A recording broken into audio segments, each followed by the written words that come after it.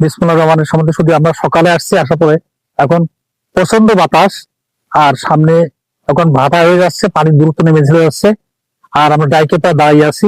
সামনে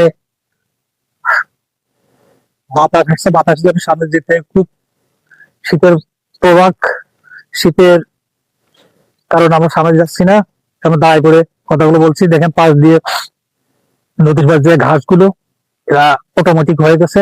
আর এখানে যখন জোয়ার হয় তখন প্রচন্ড পলিমাটি আসে, পলিমাটি জমে যায়, জমে যাওয়ার পরে গাছপালা এবং সুন্দরবন থেকে গাছের যে বীজগুলো ভেসে আসে, ভেসে আসার পরে এই গাছগুলো যেগুলো হয়েছে সব সুন্দরবনতে আসা বীজের কারণে গাছগুলো হয়েছে। এখানে কোনো গাছ লাগানো না, আর এখানে পলিমাটি জমে যায়, জমে যাওয়ার পরে এখানে বিভিন্ন টাইপের